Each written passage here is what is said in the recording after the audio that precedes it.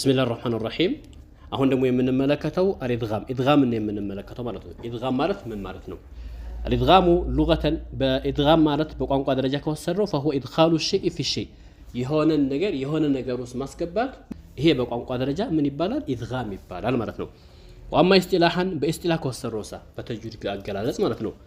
فهو التقاء حرف ساكن አንድ ሳኪን የሆነ ፊደል መገናኘት ነው بمتحرك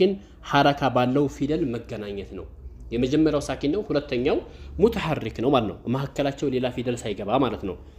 ተዛም እናደርጋለን ሳኪኑን ሙተሐሪክ ውስጥ እንጨፈልቀውና بحيث يصيران حرفا واحدا مشددا ተዛ አንድ ሸዳ ያለው ፊደል እስከሚሆን ድረስ ማለት ነው ያኔ ምላሳችን ማለት ነው يرتفع اللسان عنده ارتفاعا واحده ምላሳችን አንድ ጊዜ ብቻ ነው የሚንቀሳቀሰው ያኔ ስለተጨፈለቀ እንደ አንድ ፊደል ስለሚነበብ ምላሳችን አንድ ጊዜ ብቻ ይንቀሳቀሳል ማለት ይሄ ነው ማለት ነው ኢድጋም ማለት ወይም ደግሞ በሌላ አገላለጥ ኢድጋም ማለት فهو ادخال حرف ساكن የሆነ ፊደል መጨፍለቅ ነው بمتحرك حركه ያለው ፊደል ውስጥ መጨፍለቅ ነው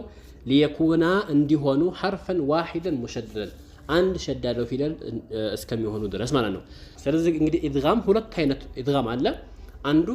በጉና የሚደረግ አለ ያለ ጉና የሚደረግ አለ በጉና የሚደረገው አራት ፊደል አለው እሱ ምንድነው ያ ኑን ሚም ዋው ነው ተዛም ይላል فاذا وقع የተከሰተ ጊዜ ወይም የመጣ ጊዜ بعد النون الساكنه كنون الساكنه بوهالا او التنوين ወይም ከተንዊን በኋላ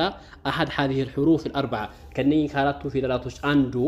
يعني يا نون ميم واو ينمو የሚሉት ማለት ነው ከነሱ አንዱ ከኑን الساكنه በኋላ ከመጣ كان الحكم حكم ይሆናል ادغاما بغنة ادغام ይጨፈለቃል በጉና ይሆናል ደግሞ ጉና ማለት ካፍንጫ ውስጥ የሚወጣ ድምጽ ነው እንደዚሁ ደግሞ ያለ ጉና የሚጨፈለቅ ደግሞ አለ እሱም ፊደላቶች ሁለት ናቸው ማለት ነው فاذا وقع بعدها كنون الساكنه በኋላ ከመጣ ወይም ከተንዊን በኋላ ከመጣ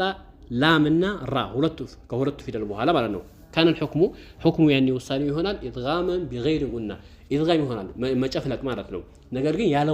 ያለ ጉና ማለት ነው ጉና ይደረግም እኔ ካፍንጫ ውስጥ የሚወጣ ድምጽ የለው ማለት ነው ለምሳሌ ከኑን الساكنه በኋላ ራ ከመጣ ያለ ادغام ያለ ጉና ነው ادغام የሚደረገው من ربهم مر ቀጥታ መጨፍለቅ ብቻ ማለት ነው ከኑን الساكنه በኋላ ላም ሲመጣ ሚለዱና ስለዚህ ሚለ እንጂ ጉና የሚባል ነገር የለውም መጨፍለቅ ብቻ ነው ያለው ማለት ነው ነገር ግን ከኑን الساكنه በኋላ ያ ከመጣ ጉና አለው ለምሳሌ እዚህ ጋር እንደምትመለከቱት አይ يقولوا አይ መጨፍለቅም ነው ጉናምም አለው ማለት ነው لقوم يؤمنون